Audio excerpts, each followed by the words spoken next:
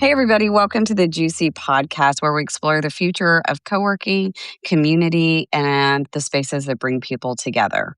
I'm Liz Elam, the founder of Juicy, and today we're talking about a new kind of social club that is rethinking how adults gather and connect. Our guest today is Justin Gurland, founder of The Maze, a member social club in New York built around connection, conversation, and community without alcohol at the center of the experience.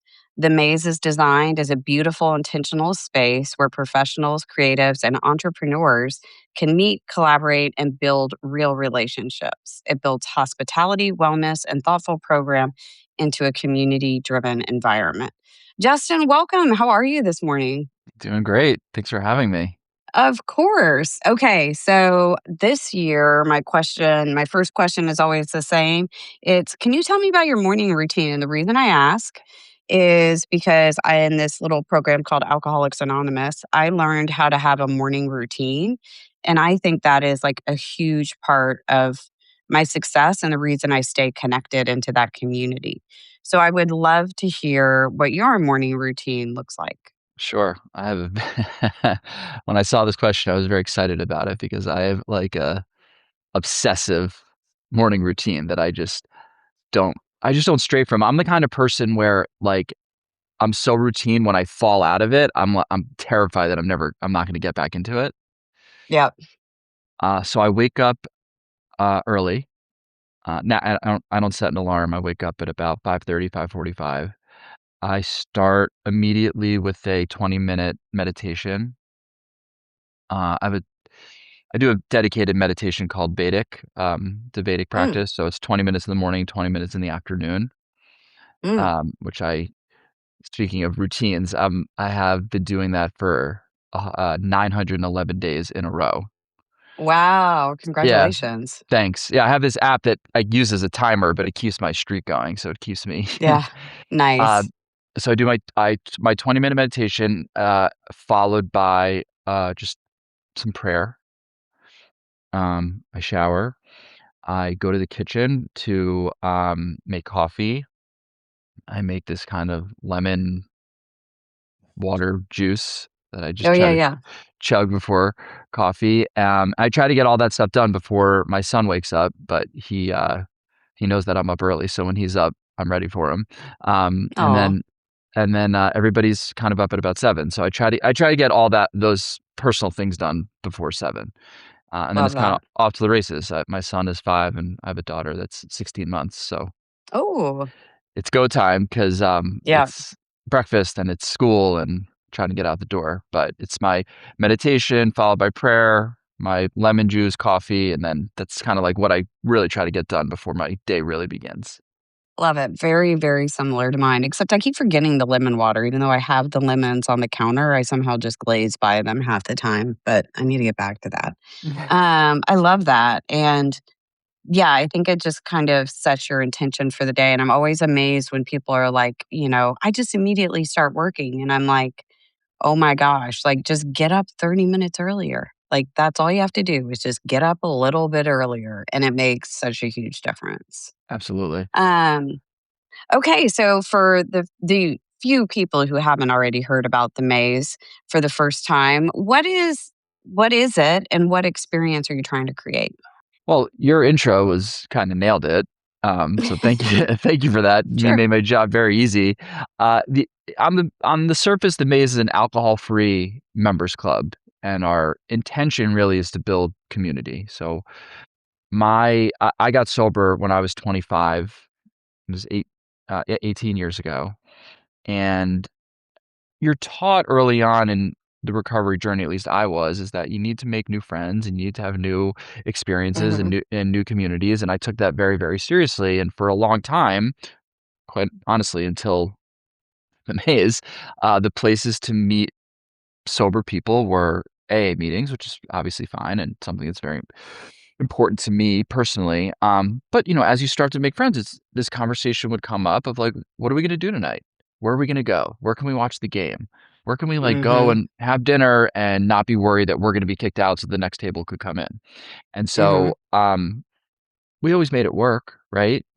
We're in New York City. There's plenty of stuff to do, but um, There's never like the place. I Mhm. then spent 15 years working in the behavioral health space. So addiction, I got my master's degree in social work, and I would have clients um, over those years, thousands of clients whose concern was like, what am I going to do for fun? Where am I going to meet people? Where am I going to date? Mhm. And over that time, this is my experience personally, but also professionally, people that rebuilt their social networks did better than people that didn't.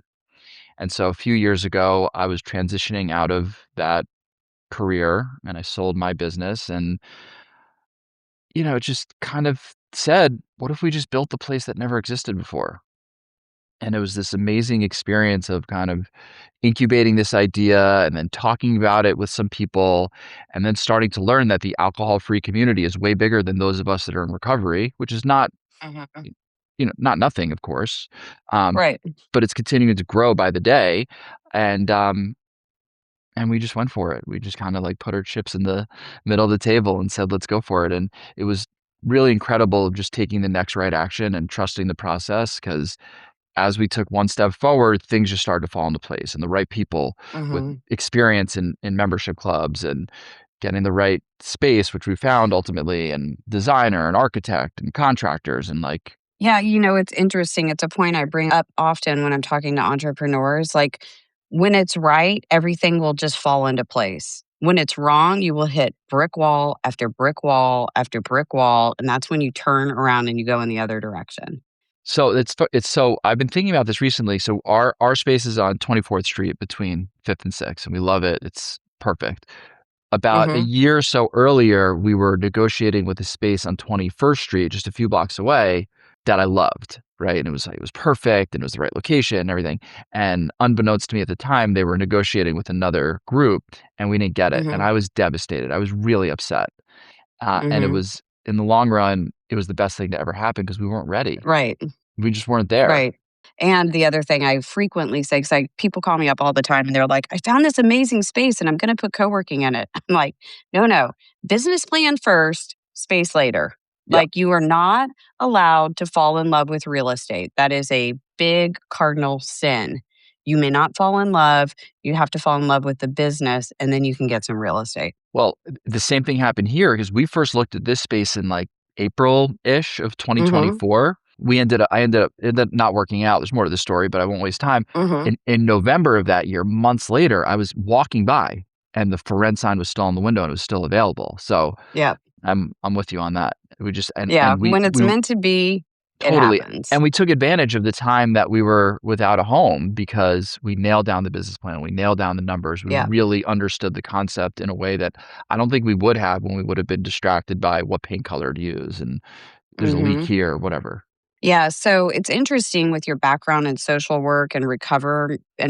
There's clearly a cultural shift around alcohol and socializing. What are you seeing right now? Is there anything new happening?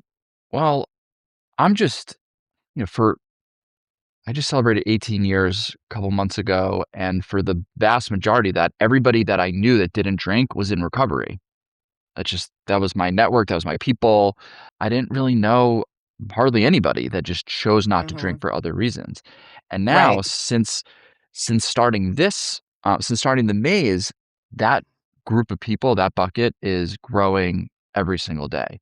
And I am blown away by some of the stories of people that turn 40 that just don't wanna be Hmm. hungover anymore in the morning.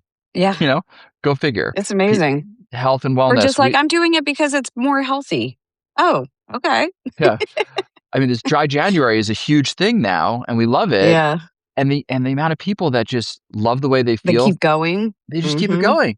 Like, Yeah. why would I not wanna feel like this? So, that's amazing. Then there's this one story that I always tell, this woman that applied here, and she wrote on her application that she's not alcohol free. So, there was a period of time in the early stages where if we were gonna get an application like that, we'd kinda put it in its own pile and maybe Hmm. not give it the love that ultimately Hmm. really deserved, but Hmm. we did and did the interview, and of course, the first question was, "Why do you wanna belong to an alcohol-free club if you're not alcohol-free?" And what she Hmm. said changed the trajectory in Mm. many ways of what we're doing. She said, "I've been trying to not drink for years, but I don't know where to go or who to hang out with. And so Dan, who did the interview, when he told me about this, we were both blown away because it was just such a unbelievable thought of that we never really had, that like we're Mhm. providing something that didn't exist. So this Yeah. particular person, she would end up drinking kind of against her will, Mhm. so to speak, because she wants to go out, Mhm. she wants to be in the world, she wants to be with friends. She ended up drinking. So now she was honest in her application that she's not alcohol free because she's not, or maybe she'll drink Mhm. a couple times a year, but this is where she wants to be, and these are the people that she wants to be with. Yeah. Well, also, I mean, people who don't drink alcohol go to places where there's alcohol all the time, so why couldn't we have that in reverse? Yeah, it's so You funny you say know? that. So we did this opening night party. So we opened back in the end of October. We had this awesome opening night party and friends Mhm. and family, and just like it was a huge celebration. It was amazing.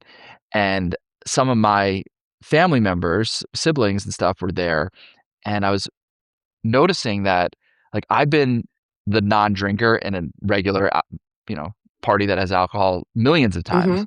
I don't think they had been to, as a drinker, Right. a party the opposite, and I was, like, watching them feeling very uncomfortable, not knowing what to do with their hands or how to have small talk and things like that. It was like, "Alright, now you know what it's like." Yeah.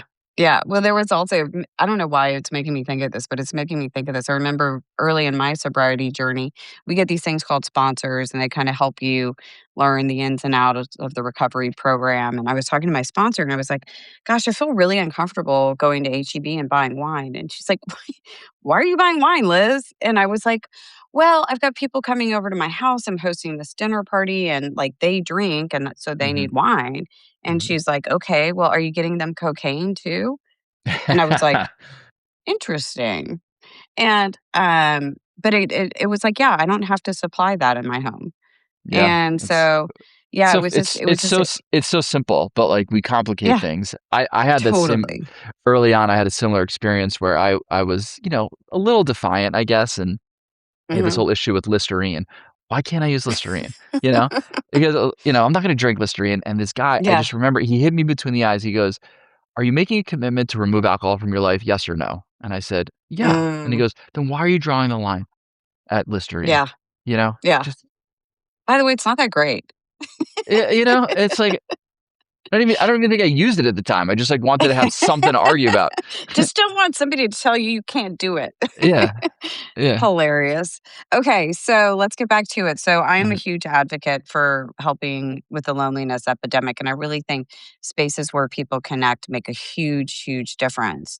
In a city like Manhattan, it must be kind of, or New York, it must be kind of overwhelming to try to address the loneliness epidemic. But like, I feel like you're doing it in your own way. Like, how do you see your ability to help people be less lonely other than the obvious? Well, I'm incredibly passionate about that too. I find New York is such a fascinating place, and I've lived here for over 20 years, and I love it more every day. I really do. But it's really interesting how you can, despite being around millions and millions and millions of people on a daily basis, may not connect with any of them. And on Mhm. top of it, we have this phone and screen thing that's like a whole 'nother conversation that's adding Mhm. to it, and there's, like, this weird psychology around, like, "Well, I am connected to people, but you're not." Yeah. Yeah. Um, so what we're really trying to do is have this inviting space where people are showing up here, whether they have plans or not, whether they're coming with someone or not. And so when we see Mhm. people, we had this thing the other night, it actually got a little awkward, but the story's not important. There was a group of people having dinner, and then there was a guy here separately who asked to join the group. And that's like at the core so much of like what we're all about, is that you can show up Mhm. here just to see what's going on. And Yeah. if no one's really hanging out, our staff is ready to sit down and chop it Mhm. up, play pool. Yeah. Because, like, we're all, of course, there's nuances and everybody's a little bit different, but Mhm. as a baseline, everybody here is here for the same reason, which is they removed alcohol from their life for one reason or another. And so the community is Yeah. really building upon that. Hey guys, just breaking in to let you know that we have an amazing event coming up this spring. It's Juicy's 50th in New York City. You need to be in the room, and how you do that is you join us by buying a ticket. You can get your ticket at na.juicy.co, which stands for North America, by the way. And then if you would like to join us in the UK, we've got an event coming up in Manchester and one in London. You can get more details on that at uk.juicy.co. And last but not least, africa.juicy.co. We've got an event coming up in September in Cape Town that we're super excited about. We want to learn what's going on in Africa, and we want to pour everything we can into that continent. If you'd like to have a Juicy ad or be a podcast guest or talk to us about sponsorship or anything else, just hit us up at info@gcuc.co. Talk to you soon. So I'm very curious about Tom Colicchio advising you guys, and I know you guys have a huge F&B business, which I'm excited to check out when I'm in town. Better. And I'm curious how you got Tom. I'm a huge Top Chef fan. I've been to his restaurants. I'm like, okay, need to know this story. So if you Yeah, don't mind. of course. Yeah, it was. So I've through my career, I feel like I've got this crash course in hospitality because I owned sober living residences. So I Mm, managed a lot of people and I had to do inventory and food ordering and stuff like that. mm-hmm, But the restaurant world was new to me, and I was perfectly okay saying, I need help. I don't know what's up. And so, mm-hmm, we had these conversations with various chefs and kitchen designers and stuff like that to help get the ball rolling, because there was also a timing thing with it. So, like, we mm-hmm, didn't need to hire the chef right away, but we did need to submit the plans to the city to get the kitchen design. So we needed some help there. mm-hmm, Anyway, this little company called Friend of Chef sort of fell into our lap. It was one of those examples of like, ask and you shall receive. They mm-hmm, appear, and they ended up becoming like really dear friends and mentors. They're basically brokers. They're basically restaurant brokers. So mm, they'll take someone like myself, an owner, and bring an operator, or they'll do the opposite. If there's a chef, um, they'll find real estate for the chef, and so they've kind of played the middleman between the real estate or the owner and the operators. And got so it. we start meeting with them. We're totally vibing. They help us with all of our numbers and our pro forma and our budgeting, and they're bringing out stuff that like is obvious, but you don't even think of, like salt shakers. Like obviously we need salt shakers, but like we don't have that as a line item originally.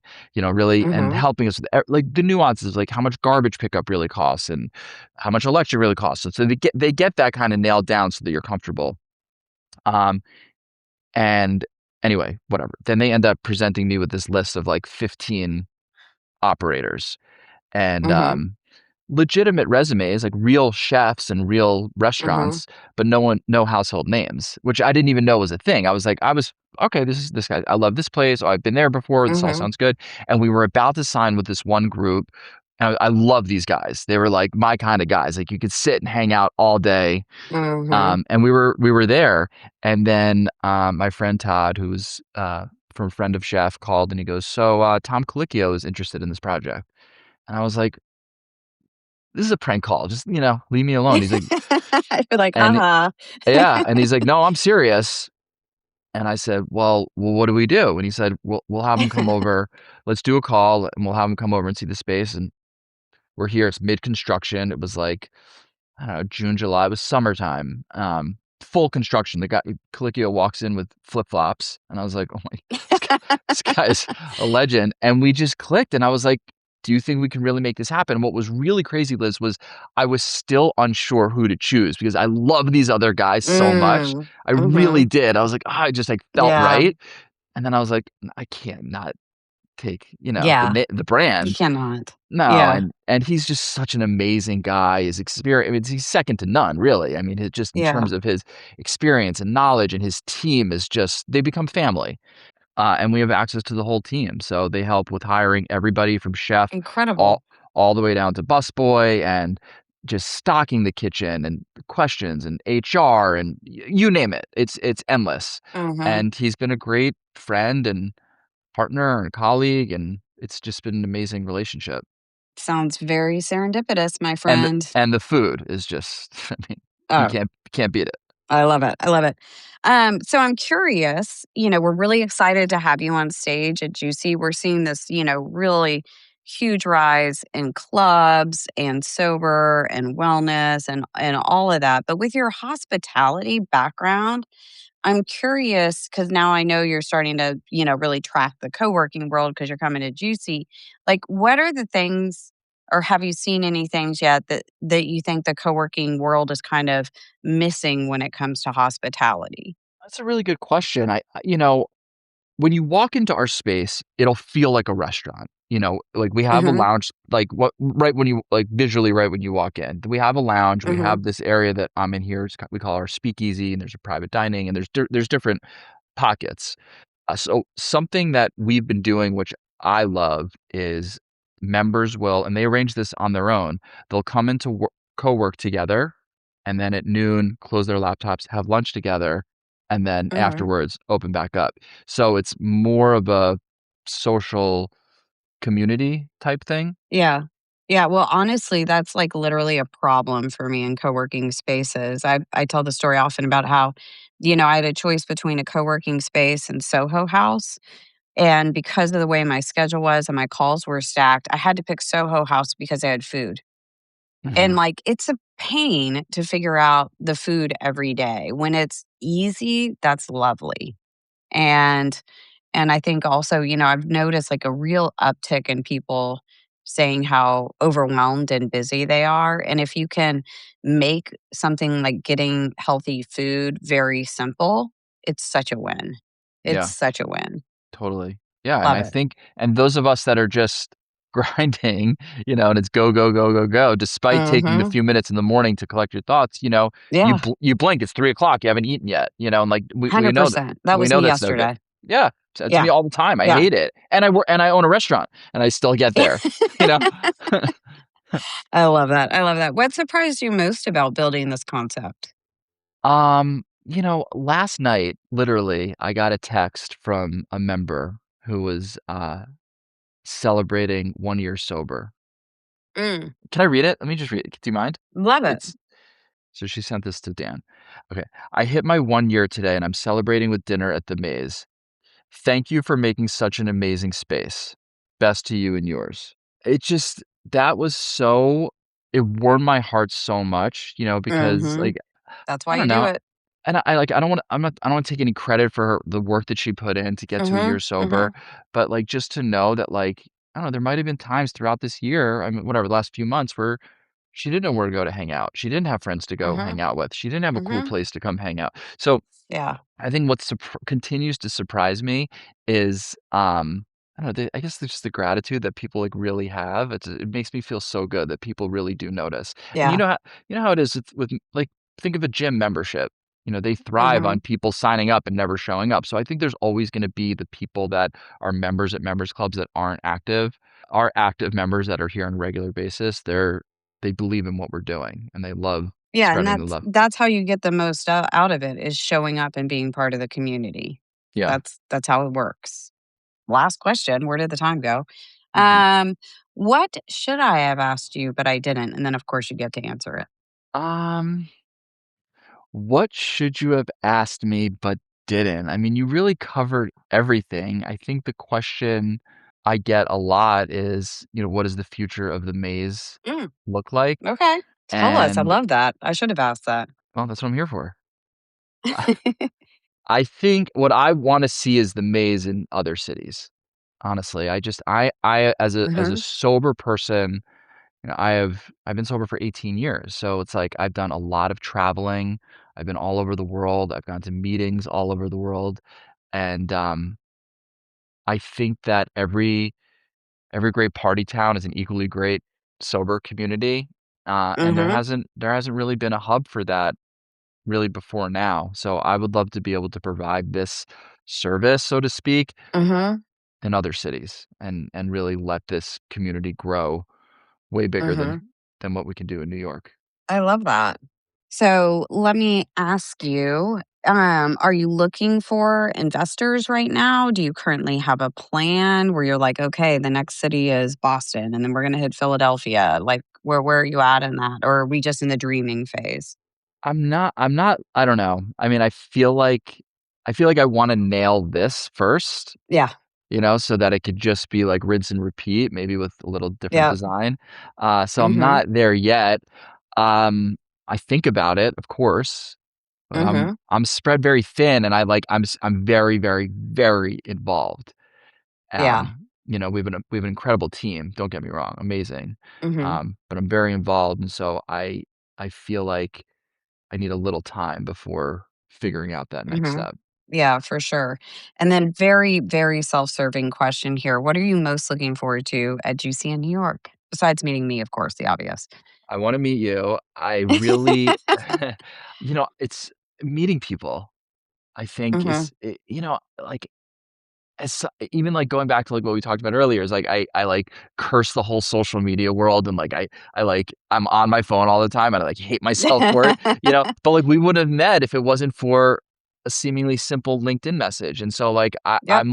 I'm not blind to that, like, Mhm. despite it all, like, we do have a need for it, and there a lot of beauty can Yeah, come from it.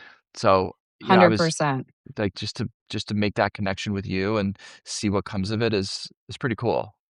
Well, now you're hanging out with Louisa Louise is and amazing. Lisa. Yeah, they they're fans of yours. Well, I introduced them. Yeah. But, yeah, it's just, I think the thing about Juicy that is the thing that I like the best is the connecting people, because what I find in our industry is people who go to Juicy and people who want to do co-working, they genuinely at their core care about people, and they want to host people, which is a Mhm, very hospitality thing. mhm, So you just get a room full of hundreds of people who all like people. And so it's a you'll see it's a really unique industry. And the other thing is you'll meet people that'll be in your life for the rest of your life. Like I have so many friends from this community and lifelong friends for sure. And like so many people I care about. And like I'll never forget my dad passed away 4 years ago. And the outpouring from this community was insane. Like, my wow, house looked like a floral shop, which wow, I loved, and it was so beautiful, but they are just caring and kind, and everybody knows that you don't have to be a competitor, there's enough business for everybody, so we're yeah, all just gonna collaborate and make the world a better place. I love that. I love Yeah. it. I love it. That's the philosophy that we all need, is that there's enough to go around, Yeah, let's just right? help each other, Yeah. It's like Mhm, people will just share business plans. They'll be like, "Yeah, here's what I did. Here's right. how I negotiated it," because it just helps everybody and we can all win. And I want everybody to win. That's why I do Juicy. I love that. Yeah. Yeah. Well, Justin, I can't wait for to meet you in New Same. York. You're gonna make so many new friends, and y'all, Justin's gonna be on a panel, and he'll be alongside one of the co-founders of Jevity, Louisa from Shanti House, Amanda Neener, and it's gonna be a really great discussion. I hope I didn't forget anybody. I don't think I did. But thank you again, Justin, for Thank joining us you. and sharing the Truly. story behind the maze. Thank you. And thank you to everyone listening to the Juicy podcast. Don't forget to like and follow. If you enjoyed this episode, we'd really appreciate it. If you want to be part of the global movement in person, join us at Juicy in New York. It's na.juicy.co to get your tickets. And it's an incredible gathering of operators, developers, designers, and innovators shaping the future of flexible workspace. And of course, Justin will be there. And thank you for listening. We'll see you next time on the Juicy podcast.